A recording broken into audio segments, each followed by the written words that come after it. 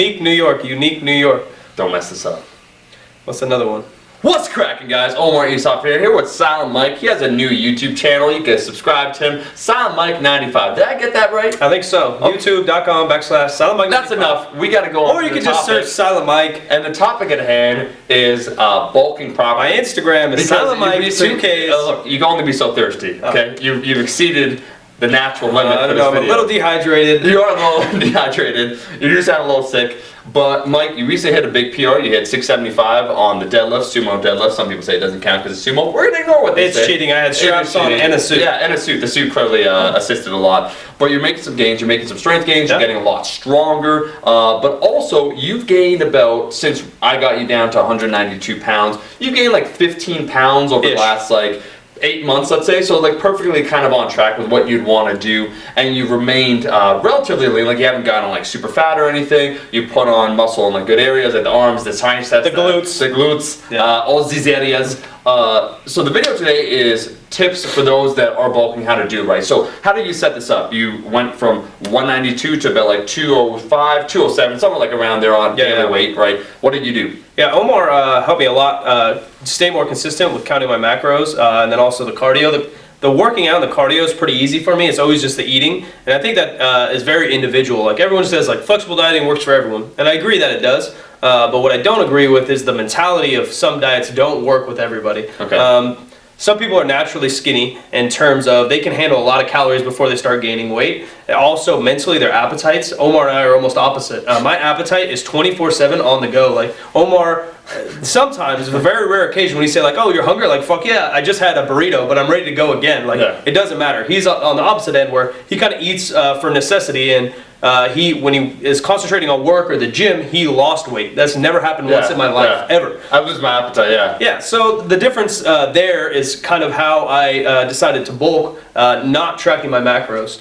Basically what I did is I got fairly lean at 192 with Omar, had a couple like gigs, videos, or photo shoots, whatever. And then, can't talk about this. Yeah, they're talking about adult websites. They may never be released. I don't really know where they went. The photographers are actually just taking the photos for themselves. That is possible. But and then I didn't lose any strength really. I maintained my strength pretty good. But then I felt like I was on a 2-year plateau of all my lifts. I want to get stronger. Anyways, and Omar said that I needed a break. Thanks, coach. Yeah. So basically what I did You're stressing out about that stuff. I was, mentally and physically. Yeah, you did like a 12-week, actually before we started doing it, you were like, how many months were you trying to lose weight? Yeah, well, like I did lose weight. I was probably up at like 215, whatever, 2 years ago now, or a year and a half. And I got down to like 200, 205 or something, but then I plateaued just because I wasn't consistent with my tracking. And I would binge or whatever. I would stay really good during the week while I'm working, and then on the weekend when I'm chilling, I would overeat, whatever. So Omar got me lined up. We got it down. So it was probably 16, 20 weeks. I don't know, too much on my body and my mind. Yeah. So I threw tracking out the window. Now I basically just pay attention to how much protein I'm eating, and I try to eat as many whole foods as I can, just because I know generally whole foods or clean foods are going to be more volume to fill my fat appetite. Yeah. So you don't get as hungry.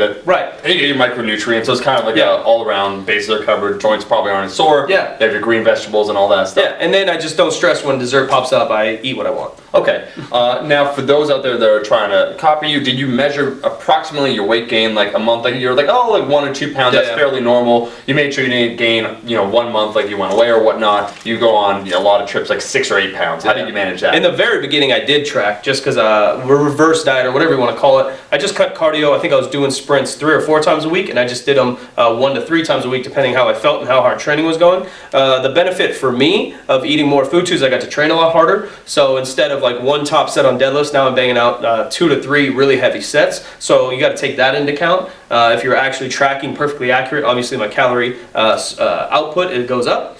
And so I slowly just added in carbs in the beginning, cut away the cardio a little bit, and then after that is more when I just went loosey-goosey, and I track just by eye my protein that I take now, and everything I order, because I eat out often, whether I'm traveling or working or whatever, I just make a priority to get protein in that meal. So you go to a Mexican restaurant, don't get the quesadilla because that's just carbs and fat. Maybe get a burrito with no sour cream and guacamole. So just making wise decisions as you go. Yeah, like little smart, consistent choices make a big difference over time. Like you're saying, fast food, it's kind of hard. People say like, oh, you could track Chipotle. It's like, not really. It's like, it's the discretion of the person serving you. It's how much meat's being served, how much rice being served. It's how much you flirt with the rice girl. Yeah, you're like, hey, how's it going? And she's like, don't talk to me.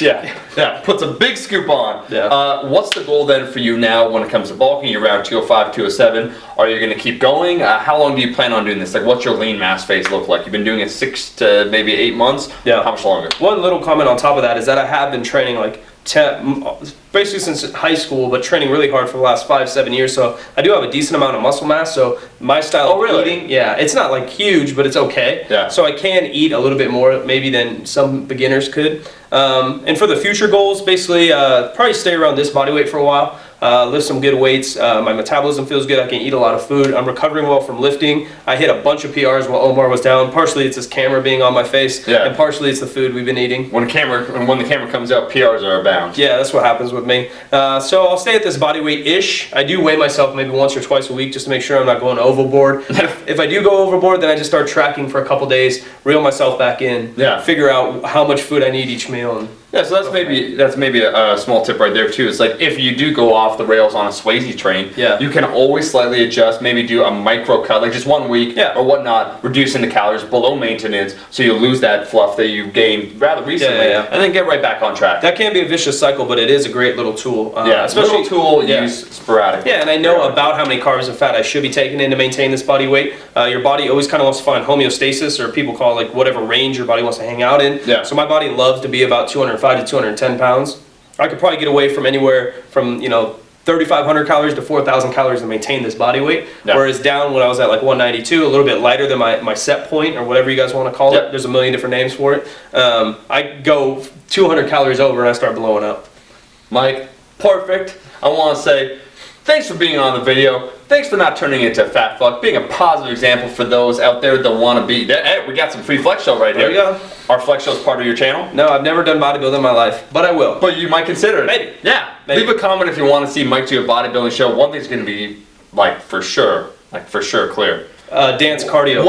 One thing's going to be for sure clear is you're going to be the best dancer on stage. I'm probably Put me and Kai Green. Yeah, it'd be a Kai Green show off. That could be a video actually right there. That would be good. I'll do his routine with my clothes on.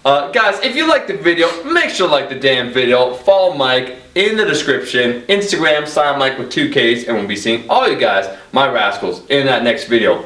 Peace!